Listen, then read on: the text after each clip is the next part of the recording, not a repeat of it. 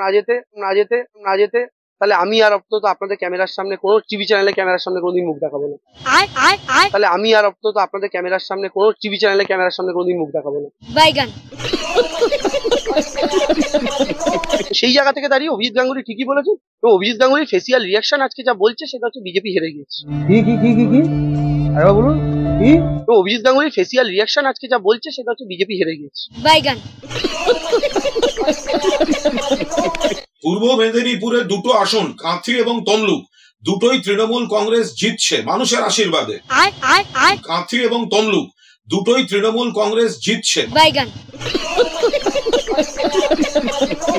আমরা কারা, লড়ছে কারা, লড়বে কারা, জিতবে কারা, তৃণমূল। বাংলাতে কারা, জয় বাংলা তৃণমূল, রামকৃষ্ণ তৃণমূল, রামকৃষ্ণ তৃণমূল। রামকৃষ্ণ পরমহংসদেবের কাছ থেকে আমরা শিখেছিলাম যত মাটি তত টাকা। রামকৃষ্ণ পরমহংসদেবের কাছ থেকে আমরা শিখেছিলাম যত মাটি তত টাকা। আমরা তো পরবর্তী ক্ষেত্রে বলবো মা নাচিন্দা জিন্দাবাদ, মা লক্ষ্মী জিন্দাবাদ, বাবা গণেশ জিন্দাবাদ, মা দুর্গা জিন্দাবাদ বলবো জোর গলায়, মা সীতা জিন্দাবাদ বলবো। হরে কৃষ্ণ হরে হরে তৃণমূল ঘরে ঘরে, হরে কৃষ্ণ হরে হরে তৃণমূল ঘরে ঘরে।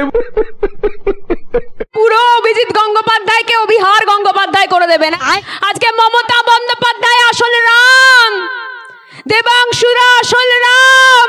তো আমাদের হয় না, আমাদের জুতো তো নোংরা হয়। এখন বুঝতে পারলাম কি করে এত চাটছে মমতা ব্যানার্জির আশেপাশের লোকজন, মানে কেউ একটু ধুলো লাগতে দিচ্ছে না। নমস্কার, আমি অভিজিৎ। আপনারা দেখছেন আমার ছোট্ট ইউটিউব চ্যানেল মেদিনীপুরের পোল্লা পোল্লা পোল্লা। তো আজকের ভিডিওতে আমরা কথা বলবো দেবাংশু, তার মা এবং তার ছোট বোনকে নিয়ে। তো চলুন আজকের ভিডিওটা শুরু করা যাক। চলো ভাই, দেখো আপনি কি করতে। রীতিমতো আজকের ভিডিওটাও শুরু হবে কাকে দিয়ে? হ্যাঁ, ঠিকই ধরেছেন, চটি চাটাকে দিয়ে। শুভেন্দু অধিকারী ঝাড়গ্রাম জিতবেন বলতে বলুন না, চ্যালেঞ্জ করে। আমি যদি ঝাড়গ্রাম না জিতি আমি রাজনীতি ছেড়ে দেবো। বলুন ঝাড়গ্রাম আমি জিতবো, জঙ্গলমহল ওখান দিয়ে স্টার্ট। বলুন ঝাড়গ্রাম জিতবো, বলুন বুক ঠুকে ঘাটাল জিতবো, নাহলে রাজনীতি ছেড়ে দেবো। আমি বলছি তৃণমূল যদি ঘাটাল ঝাড়গ্রাম না যেতে তাহলে আমি আর অন্তত আপনাদের ক্যামেরার সামনে কোনো টিভি চ্যানেলে ক্যামেরার সামনে কোনোদিন মুখ দেখাবো না। দেবাংশুরা খুব গর্বের সহিত বুক ঠুকে বলতে পারছে যে তৃণমূল কংগ্রেস যদি ঝাড়গ্রাম কিংবা ঘাটাল না যেতে তাহলে নাকি দেবাংশু মিডিয়ার সামনে, টিভি চ্যানেলগুলোর সামনে আর কখনো মুখ দেখাবে না, আর কখনো আসবে না। হ্যাঁ, দেবাংশুরা এটা বলতে পারছে কারণটা কি জানেন আপনারা? কারণটা হলো এটা, ঝাড়গ্রাম লোকসভা কেন্দ্রে ধুমধুমার পরিস্থিতি, গর্বেতায় মাথা ফাটলো বিজেপি প্রার্থী প্রণব টুডুর। এটা হচ্ছে ঝাড়গ্রামের ঘটনা, যেখানে বিজেপি প্রার্থী প্রণব টুডু, যার ওপর এইভাবে ইট পাথর দিয়ে হামলা করা হয়। আপনারা একটা সাধারণ কথা ভাবুন তো, একজন প্রার্থী যার এতগুলো বডিগার্ড এবং এতগুলো সিআরপিএফ সঙ্গে থাকা সত্ত্বেও তার উপর যদি এইভাবে হামলা করা হয় ভোটের দিন, তাহলে সেখানকার সাধারণ যারা কর্মী রয়েছে, বিজেপি কর্মী, তাদের ওপর কিভাবে অত্যাচার করা হয় বা তাদের ওপর কি ধরনের হামলা করা হয়। সুতরাং সেখানে বিজেপি বেরোনো তো দূরের কথা, সেখানকার যারা বিজেপি কর্মী রয়েছে, বিজেপি যারা করে, তারা কি আদৌ ভোট দিতে যেতে পারে? প্রণব টুডুর গাড়ি ভাঙচুর করা হয়েছে, সেই ছবি আমরা এই মুহূর্তে দেখাচ্ছি। গর্বেতায় প্রার্থীর নিরাপত্তা রক্ষীকেও মারধর, সেই ছবি এই মুহূর্তে দেখাচ্ছি। এবং প্রণব টুডু এই মুহূর্তে, নিরাপত্তা রক্ষীরা প্রণব টুডুকে কর্ডন করে নিয়ে যাচ্ছে, সেই ছবি। এবং এই ছবিতেই আমরা লাগাতার থাকবো। এই মুহূর্তে প্রণব টুডুকে মারধরের অভিযোগ, প্রণব টুডুর উপর প্রাণঘাতী হামলা, বিজেপি প্রার্থী প্রণব টুডুর গাড়ি ভাঙচুর, সেই ছবি আমরা দেখাচ্ছি। একজন প্রার্থীর ওপর যদি এইভাবে ইট বৃষ্টি হয়ে থাকে,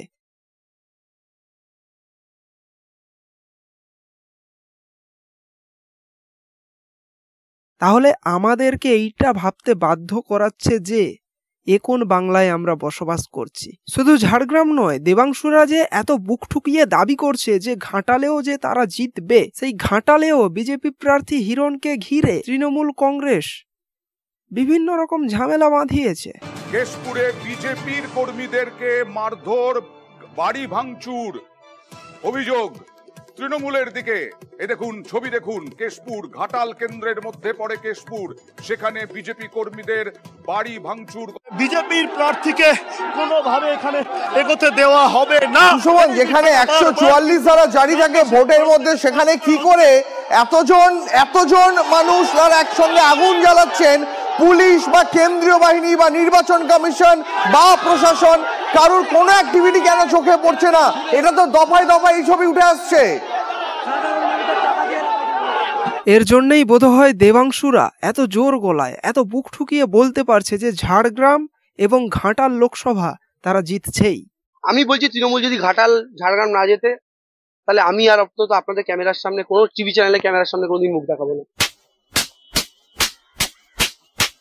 ঝাড়গ্রামে তো দেখলাম এই হাল, যেখানে বিজেপি প্রার্থীর মাথা ফাটিয়ে দেওয়া হয়েছিল, এবং ঘাটাল লোকসভার কেশপুরেও তো দেখলাম এই হাল, যেখানে 144 ধারা জারি থাকা সত্ত্বেও এই অবস্থা। ঘাটালের শুধু কেশপুরে যে এরকম অবস্থা হয়েছে শুধু তাই নয়, ঘাটাল লোকসভার পিংলা কিংবা সবং এই জায়গাগুলোতেও বিভিন্ন রকম সমস্যা প্রবলেম হয়েছে। আমি বলছি তৃণমূল যদি ঘাটাল ঝাড়গ্রাম না যেতে, তাহলে আমি আর অন্তত আপনাদের ক্যামেরার সামনে, কোনো টিভি চ্যানেলে ক্যামেরার সামনে কোনোদিন মুখ দেখাবো না। দেবাংশু ঘাটাল কিংবা ঝাড়গ্রাম লোকসভা এই জায়গাগুলোকে কেন্দ্র করে বলছে যে এই জায়গাগুলোতে যদি টিএমসি না যেতে, তৃণমূল কংগ্রেস এই জায়গাগুলোতে যদি না যেতে, তাহলে সে কখনো আর টিভির সামনে কিংবা মিডিয়ার সামনে আসবে না, মুখ দেখাবে না। কিন্তু দেবাংশুর এইটুকু সৎসাহস নেই নিজের আসনটা নিয়ে বলার। কই দেবাংশু একবার বলুক দেখি যে যদি সে তমলুকে এইবারে না যেতে, তাহলে সে আর কখনো মিডিয়ার সামনে কিংবা টিভির সামনে মুখ দেখাবে না। কারণ দেবাংশু নিজেই জানে যে 4 জুন তার সাথে কত বড় খেলা হতে চলেছে। তোমার সাথে যদি ঘটনা ঘটে, নেক্সট দিন চ্যানেলে এসে এক কথা তোমার বলবো, তাহলে কথা কয় জানো একটা আর তমলুক নিয়ে বলছি তৃণমূল কংগ্রেস জিতছে।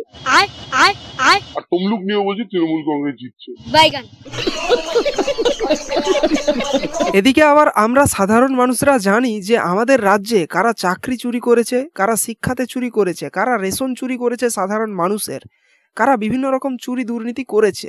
কিন্তু অপরদিকে ওই দলের অন্ধভক্তরাই অভিজিৎ গাঙ্গুলির মতো মানুষকে চোর চোর বলছে। ভাবা যায়? ঘিরে কিন্তু এখানে বিক্ষোভ চলছে, চোর স্লোগান উঠছে, চাকরি চোর স্লোগান উঠছে, ভুয়া স্লোগান। कौन है ये लोग, कहां से आते हैं? তো অভিজিৎ গাঙ্গুলির ফেসিয়াল রিয়াকশন আজকে যা বলছে সেটা হচ্ছে বিজেপি হেরে গেছে। দেবাংশুরা বলছে কি? দেবাংশুরা বলছে যে অভিজিৎ গাঙ্গুলির আজকে ফেসিয়াল রিয়াকশন যা ছিল তা দেখে বোঝা যাচ্ছে যে তমলুকে অভিজিৎ গাঙ্গুলি তথা বিজেপি হেরে গেছে। আমি শুধু একটা কথা ভাবছি যে 4 তারিখে যদি বাই চান্স দেবাংশু হেরে যায়, তাহলে দেবাংশুকে আর কি কি শুনতে হবে না। এমনিতে তো একে মানুষজন চটি চাটা ছাড়া কথা বলে না, মিথ্যেবাদী ছোট লোক একখানা। তার উপর যদি হেরে যায়, খতম, bye bye, tata, good bye, Gaya. এদিকে আবার তৃণমূল কংগ্রেস এই দলের মুখপাত্র কুনাল বাবু তিনি বলছেন যে কাঁথি এবং তমলুক এই দুটো লোকসভা থেকে তৃণমূল কংগ্রেস জিতছে। দেবাংশুর মতো তিনিও এই প্রকারেরই স্বপ্ন দেখছেন। পূর্ব মেদিনীপুরের 2টো আসন কাঁথি এবং তমলুক দুটোই তৃণমূল কংগ্রেস জিতছে মানুষের আশীর্বাদে।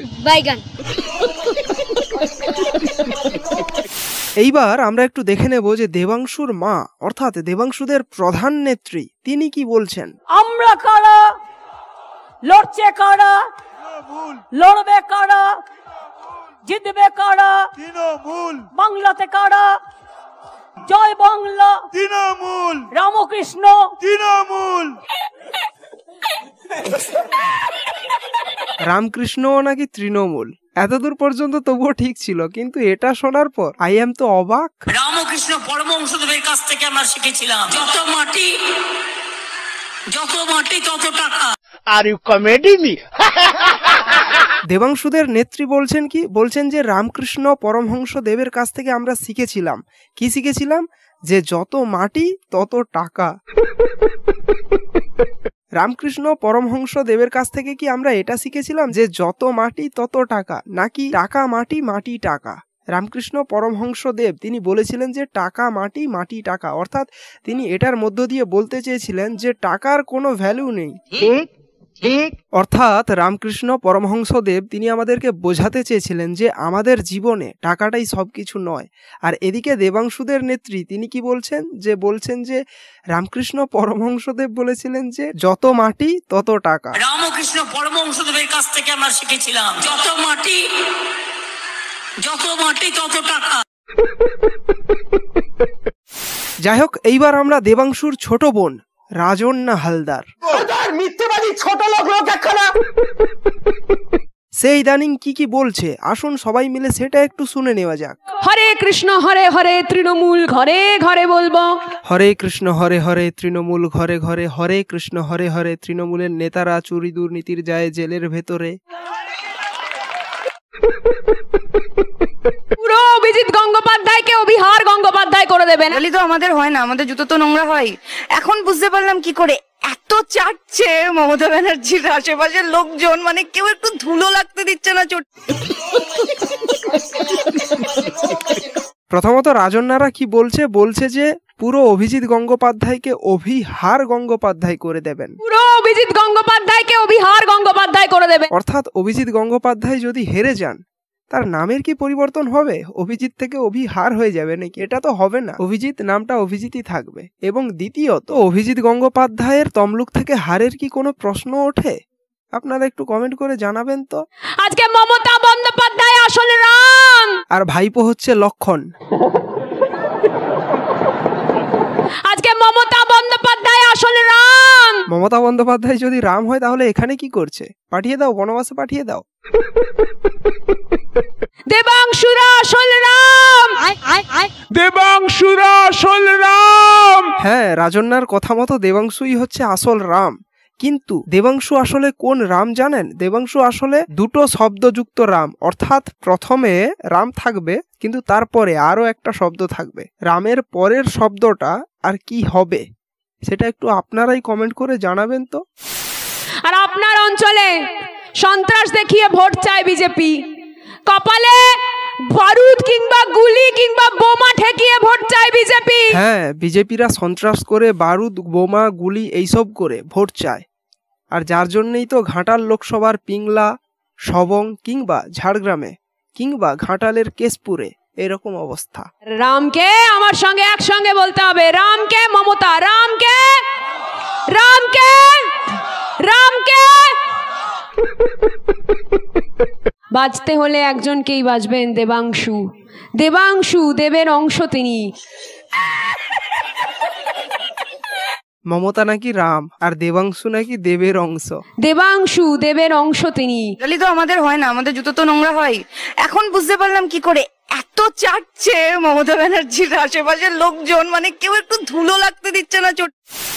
আজকে আমি আর নিতে পারছি না ভাই, তো বাস আজকের জন্য এইটুকুই। ভিডিওটা ভালো লাগলে লাইক করো, কমেন্ট করো, শেয়ার করো। আমার চ্যানেলে নতুন হলে চ্যানেলটাকে অবশ্যই সাবস্ক্রাইব করো আর পাশে থাকা বেল আইকনটিকে অলে প্রেস করে দাও যাতে করে আমার লেটেস্ট ভিডিওগুলোর নোটিফিকেশন সবার প্রথমে পেতে পারো। তো দেখা হচ্ছে নেক্সট ভিডিওতে। জয় হিন্দ।